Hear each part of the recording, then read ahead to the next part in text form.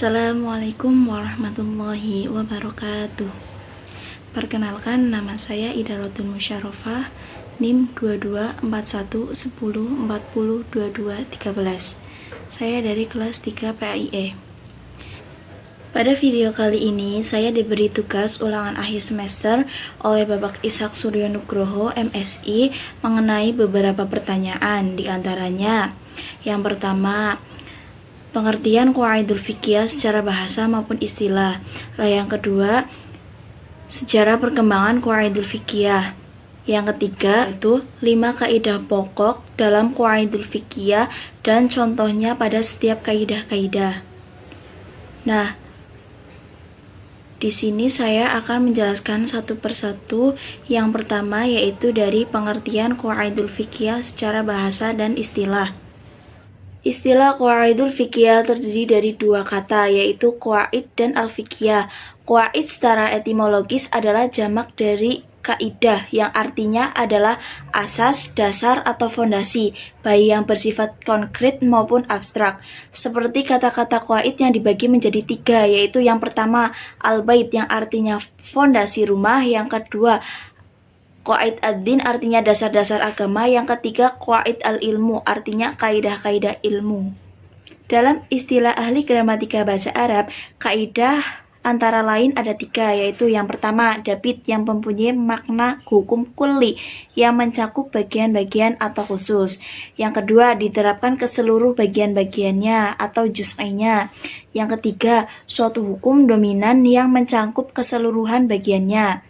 Nah, dari beberapa pengertian kaidah tersebut dapat disimpulkan bahwa kaidah merupakan suatu ketentuan umum atau universal yang dapat diterapkan kepada seluruh bagian-bagian, dan ketentuan dari bagian-bagian tersebut dapat diketahui dengan memahami ketentuan umum itu.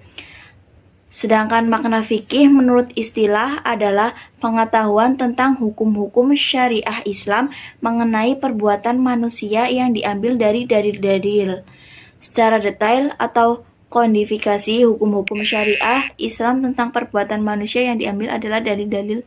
Sedangkan fikih yang berasal dari kata fikih yang berarti pengetahuan atau pemahaman.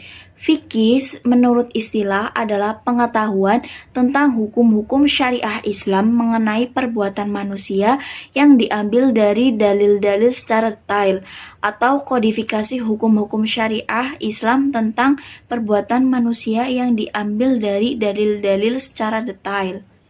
Jadi dapat disimpulkan bahwa qawaidul fiqhiyah adalah aturan-aturan dasar atau kaidah-kaidah yang menjadi landasan dalam menetapkan hukum-hukum fikih, atau konsep penting dalam ilmu fikih yang membahas aturan-aturan dasar atau kaidah-kaidah yang menjadi landasan dalam menetapkan hukum-hukum fikih. Konsep ini memiliki relevansi yang besar dalam konteks pemahaman hukum Islam. Adapun tujuan dari mempelajari qawaidul fiqhiyah adalah agar dapat mengetahui prinsip-prinsip umum fikih dan mampu mengetahui pokok masalah dalam fikih, di mana qawaidul fiqhiyah membahas kaidah-kaidah yang pembahasannya tentang hukum yang bersifat umum. Hal ini berbeda dengan qawaid usuliyah yang membahas dalil-dalil syar'iyyah yang sifatnya umum. Yang kedua yaitu ada sejarah perkembangan qawaidul fiqhiyah. Sejarah perkembangan qawaid al-fiqhiyah bermula dari keadaan di mana Rasulullah SAW harus menjelaskan suatu penyelesaian permasalahan pada masa di mana penyelesaiannya tidak terdapat dalam Al-Quran, sehingga harus dengan istinbat Rasulullah SAW. Setelah Rasulullah SAW wafat, kaidah fikih atau qawaidul fiqhiyah terus berkembang hingga saat ini. Pada periode Rasulullah SAW, otoritas tertinggi dalam pengambilan hukum dipegang oleh Rasulullah SAW. Semua persoalan yang ada di tengah masyarakat bisa dijawab dengan sempurna oleh Al-Quran dan hadis Nabi. Setelah melewati masa pendasarannya, ilmu fikih mengalami perkembangan yang sangat pesat. Hal ini ditandai dengan banyaknya bermunculan madhab-madhab yang diantaranya adalah madhab yang keempat. Yang pertama, madhab Hanafi, madhab Maliki, madhab Syafi'i, dan yang terakhir madhab Ahmad. Nah, sebagaimana yang telah kita ketahui, perkembangan berikutnya mengalami perkembangan yang sangat signifikan. Dari menulis, pembukuan, hingga penyempurnaannya pada akhir abad ke-13 Hijriah. Untuk menetapkan hukum atas sebuah persoalan yang dihadapi oleh umat Islam, maka yang ditempuh oleh para ulama untuk menetapkannya adalah dengan melihatnya dalam Al-Quran, Sunnah, kemudian jika tidak ada keduanya, maka bisa dari qiyas, ijma, ataupun ijtihad. Adapun kaidah fikih sangat dibutuhkan untuk mengetahui prinsip-prinsip umum dalam melakukan istinbat hukum atas kasus baru yang tidak ditunjuk oleh masyarakat yang dengan jelas. Sangat sulit menetapkan status hukum terdapat kasus kontemporer manakala tidak menguasai kaidah fikih. Dengan menguasai kaidah fikih, seseorang telah faqih akan lebih moderat dalam menyikapi masalah-masalah sosial, ekonomi, politik, budaya, dan lebih mudah mencari solusi terhadap masalah yang muncul dan berkembang dalam masyarakat. Hasbi Ash-Shidiki dalam bukunya Filsafat Hukum Islam merujuk pada pendapat Abdul Wahab Khalaf mengemukakan nasah-nasah tasyri' telah mensyariatkan hukum terhadap berbagai macam undang-undang baik mengenai perdata, pidana, ekonomi, dan undang-undang dasar telah sempurna dengan adanya nasah-nasah yang menetapkan prinsip umum. Maka dibuat demikian agar prinsip-prinsip umum menjadi petunjuk bagi mujtahid dalam menetapkan hukum dan menjadi pelita di bawah sinaran nyala api untuk mewujudkan keadilan dan kemaslahatan umat. Para mujtahid akan merasa lebih mudah dalam mengistinbatkan hukum, yakni dengan menggolongkan masalah-masalah yang serupa di bawah lingkungan satu kaidah. Barang siapa yang memelihara usul, maka ia akan sampai kepada maksud.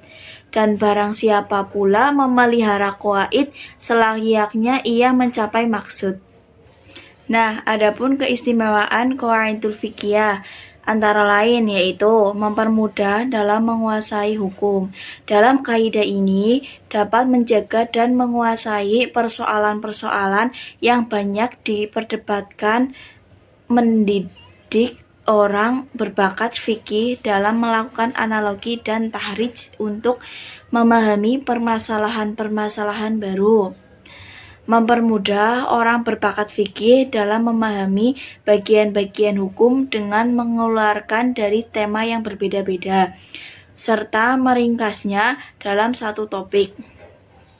Meringkas persoalan-persoalan dalam satu ikatan menunjukkan bahwa hukum dibentuk untuk menanyakan maslahat yang saling berdekatan atau menegakkan maslahat yang lebih besar.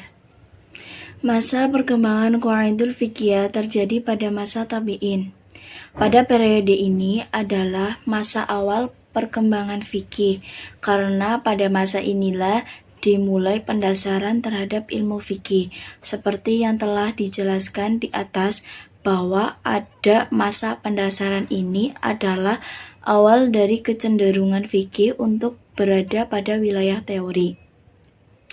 Hal ini berbeda pada masa Khulafaur Rasyidin yang menjadikan fikih berada dalam wilayah praktek, sebagaimana yang ada pada masa Nabi SAW.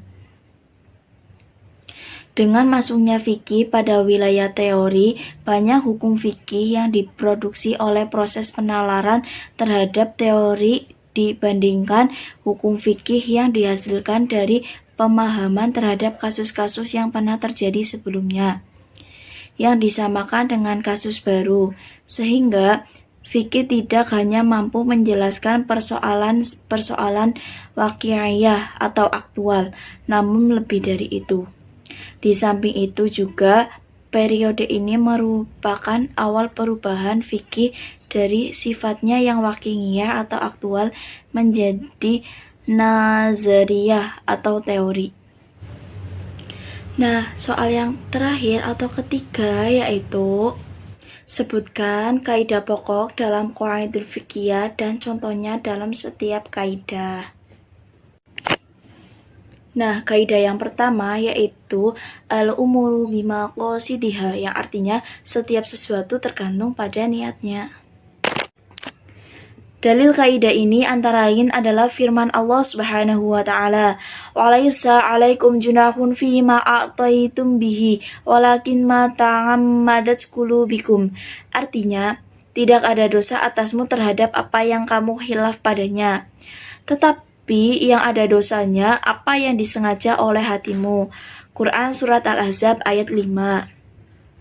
Adapun hadis Rasulullah SAW dari Umar bin Khattab radhiyallahu anhu, Bismillahirrahmanirrahim, Innamal a'malu binniyat walikulli imri'i ma nawa. Artinya, sesungguhnya amal tergantung niatnya dan setiap orang hanya mendapatkan sesuai niatnya. Adapun contohnya yaitu apabila seseorang berkata, "Saya hibahkan barang ini untukmu selamanya, tapi saya minta uang 1 juta rupiah." Nah, meskipun katanya itu hibah, tapi dengan permintaan uang, maka akad tersebut bukan hibah, tetapi merupakan akad jual beli. Adapun kaidah yang kedua yaitu al-yaqinu la yuzalu bisyakki. Artinya, keyakinan tidak bisa dihilangkan karena adanya keraguan dasar. Nah, kaidah ini dari hadis Rasulullah SAW yang artinya, sesungguhnya setan akan mendatangi salah satu dari kalian yang sedang melaksanakan sholat, lalu berkata kepadanya, "Engkau telah hadas." Jika itu terjadi, maka janganlah berpindah atau membatalkan sholatnya, sampai dia orang yang sholat menegur suara dan mencium bau. Hadis riwayat Ibnu Majah dan Ahmad. Adapun contoh kaidah yang kedua yaitu terjadinya perselisihan antara penjual dan pembeli. Di sini pembeli ingin mengembalikan barangnya dan berkata kepada penjual, seharga 15.000, sedangkan penjual berkata harga tersebut adalah 20.000, maka yang dianggap yakin adalah harga penjual. Nah, adapun kaidah yang ketiga yaitu al-musyaqqatu tajlibu taysiro, artinya kesukaran atau kesulitan itu dapat mendatangkan atau menarik kemudahan. Nah, al-musyaqqah di sini berarti al-ta'ab, yaitu kelelahan, kepayahan, kesulitan dan kesukaran. Sedangkan al-taysir berarti kemudahan.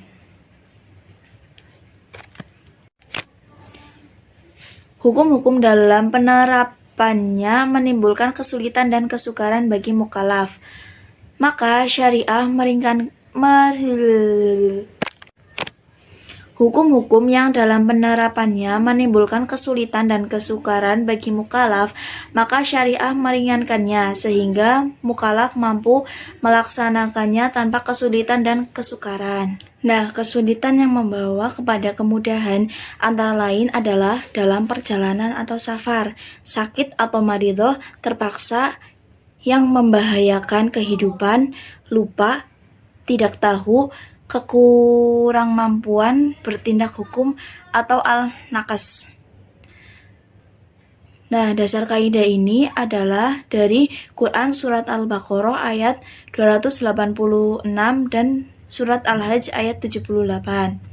Nah, contoh dari kaidah ketiga ini yaitu seseorang yang meminjam barang kepunyaan orang yang dikenalnya, kemudian barang tersebut telah rusak atau hilang sehingga tidak mungkin dikembalikan kepada pemiliknya. Maka penggantinya adalah barang yang sama mereknya, ukurannya, atau diganti dengan harga barang tersebut dengan harga di pasaran. Adapun kaidah yang keempat yaitu ad-darura yuzalu, artinya kemudorotan harus dihilangkan. Dasar kaidah ini adalah firman Allah dalam Quran surat Al-Baqarah ayat 231 dan hadis Rasulullah Shallallahu alaihi wasallam. Bismillahirrahmanirrahim. La darura wa la darura.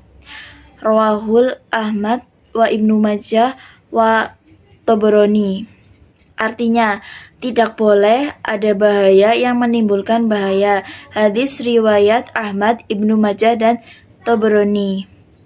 Nah, contoh dari kaidah yang keempat ini adalah larangan menimbun barang-barang kebutuhan pokok masyarakat karena perbuatan tersebut mengakibatkan kemudorotan bagi rakyat. Adapun kaidah yang kelima yaitu al-'adatu muhakkamatun, artinya adat kebiasaan dapat dijadikan rujukan hukuman. Dasar kaidah ini adalah firman Allah Subhanahu wa taala. A'udzubillahi minasyaitonirrajim. Bismillahirrahmanirrahim.